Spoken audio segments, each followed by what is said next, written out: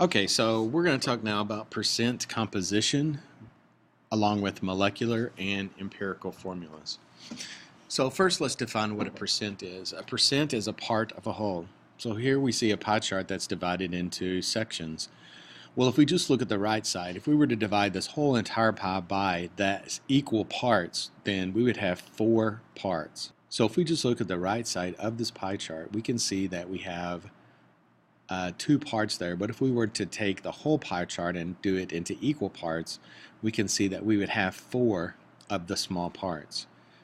And on the left side, if we divided the pie into equal parts, then we would have 2 equal parts. So if we were to do that as a fraction, we would have 1, the red would be 1 of 4, the blue would be 1 of 4, and then the green would be 1 of 2 parts. So how do we get a percent out of that? Well, if we take the 1 divided by 4, the fraction there, it would equal 0.25. And if we take that 0.25 and multiply it by 100 to change it to a percent, then the red part would be 25%. Same thing with the blue, that would be 25%. And if we were to do the same thing with the 1/2, 1 divided by 2 is 0.5, and then multiply 0.5 times 100, that would give you 50%. So that's the concept of percent just review that we're going to use a bit later in the video. But first let's define molecular formulas and empirical formulas. The definition that we're going to use for a molecular formula is the exact elements in a specific ratio that form a compound or molecule. So for example, water, H2O, 2 hydrogens bonded to 1 oxygen, always gives you water. There's no other combination that's going to give you water. And H2O2, that combination of hydrogen and oxygen, would give you hydrogen peroxide. And then C12H22O12 is lactobionic acid. Only that combination gives you lactobionic acid. So that's a molecular formula. But an empirical formula is the simplest whole number ratio of atoms in a compound. So if we were to take the water and look at the empirical formula for water, well, we already have 1 oxygen. We can't reduce that anymore. So the way we get an empirical formula is we look at the subscripts, the 2 for hydrogen and the 1 for oxygen. Find the lowest common factor and then factor that down. And when a molecule has 1, then that is the lowest factor. You can't factor that down anymore. So H2O would be the empirical formula as well as the molecular formula, and the ratio of atoms in that is a 2-to-1 ratio. So if we take hydrogen peroxide, this will factor down because 2 and 2, the subscripts for the hydrogen and oxygen, the lowest common factor for that is 2. So if we factor that down, we're going to get HO. So HO is the empirical formula for hydrogen peroxide. And what is the ratio? 1-to-1. So let's look at lactobionic acid, C12H22O12. If we look at those 3 numbers, we see that 2 is the lowest common factor. Then we factor that down, we're going to get C6H11O6. And that can't be factored down anymore, so that's the empirical formula. The ratio would be 6-to-11-to-6. Okay, so let's talk about percent composition of elements in a compound. Let's take K2SO4 for an example. The 4 steps to calculating percent composition are: calculate the molar mass of the compound or molecule, determine the total mass of each element in the compound, divide the total mass of each element by the molar mass, and then multiply by 100 to convert that to a percent.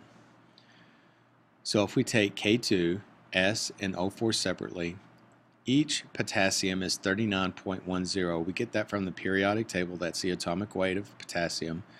Grams per mole is the unit. We multiply that by 2 because there's 2 potassiums in this formula. We're going to get a total mass of 78.20 grams per mole. All of your calculations need to be rounded to the nearest hundredth. There's 1 sulfur. Sulfur is 32.07. We get that from the periodic table. Grams per mole is the unit. and oxygen. Each oxygen from the periodic table, the atomic weight is 16.00 grams per mole, but we have 4 of them in this formula, so multiply that by 4 to get 64. And if we add up those separate, we get a total mass, molar mass, of 174.27 grams per mole. Now I just said molar mass, but there's 3 other terms that we can use to describe the same technique, and that is gram formula mass, and molecular mass. So please keep that in mind for your test. It all means to do the same thing. So we take the part that potassium contributes to the entire thing, because remember, percent is part of a whole, so 78.2 is potassium's part. Divide that by 174.27, which is the whole. We're going to get 0.4587. Multiply that by 100 to get 45.87% potassium. Do the same thing for sulfur and oxygen, and we get 18.4% sulfur and 36.72% oxygen. So that's percent composition. Now, if we're given percents and asked to calculate an empirical formula, we can do that as well. And we can also calculate a molecular formula, which I will show you. So here we're going to start off with percents. Now the steps to change these to an empirical formula, before we do those steps, we have to assume that we have a 100-gram sample of the substance. And when we do that, we can convert the percent straight over to grams. So that would give us 45.7 grams of potassium, 18.4 grams of sulfur, and 36.72 grams of oxygen. So the steps would be to convert these grams to moles, and we're going to use the picket fence method to do that, or dimensional analysis. We're going to divide all of these values by the smallest mole value that we get. So when we convert these to moles, we're going to have to evaluate these 3 answers and see which one is the smallest, and then we're going to divide all 3 by the same smallest value. Now you see a little subnote there in red. When you do this, you should get a whole number or a half a number, like 2.5, 1.5, something 0.5. Well, if you get that 0.5, then in order to get rid of that, you have to multiply all of your values by 2 to get whole numbers. And this would give you the ratio of the empirical formula. But if you get whole numbers, don't multiply by 2. Use the whole numbers that you get. You only multiply by 2 if one of them, just one of them, is a half a number. Okay, so let's work this out. So we have 45.7 grams of potassium. We're going to divide that by the atomic weight of potassium to convert that to moles. So that would give us 1.17 moles of potassium. Okay, do the same thing with the sulfur. 18.4 divided by 32.07 is the atomic weight of sulfur, and we're going to get a 0.57 moles. And on oxygen, we get 2.3 moles. Now, look at these 3. We're going to evaluate them. Which one is the smallest? Well, the 0.57 is the smallest value of these 3. So divide all 3 of those molar values by 0.57. So the 1.17 moles of potassium is divided by 0.57. That gives us 2.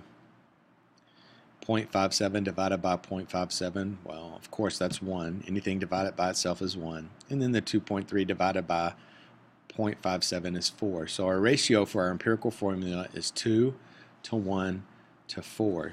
So when we write that, it's potassium is 2, sulfur is 1, and oxygen is 4, and those are the subscripts. Well, let's take this K2SO4, and in the problem it tells you that the molar mass of the molecular formula is 522.81 grams per mole. So we need to take this empirical formula and find the molecular formula. Well, just like we did a moment ago, we're going to find the, for the K2SO4, the empirical formulas, we're going to find the molar mass. And we see that K2 is 78.2, sulfur is 32.7, and oxygen is 64. We add that all together and we get 174.27. We're going to compare this number, 174.27, to the molar mass. And we can see that those don't equal. So we know right off that K2SO4 is not the molar mass. It's some multiple of 174.27. So how do we get the multiple? Well, we simply take the molar mass and divide it by the mass we got for the empirical formula. When we do that, we're going to see we get a 3. That's the multiple. So we're going to take our empirical ratio and multiply that by 3. And that gives 2 times 3. This 2 times 3 is 6. 1 times 3 is 3. 4 times 3 is 12. So this is the ratio for the molecular formula. So the molecular formula will be K6S3O12.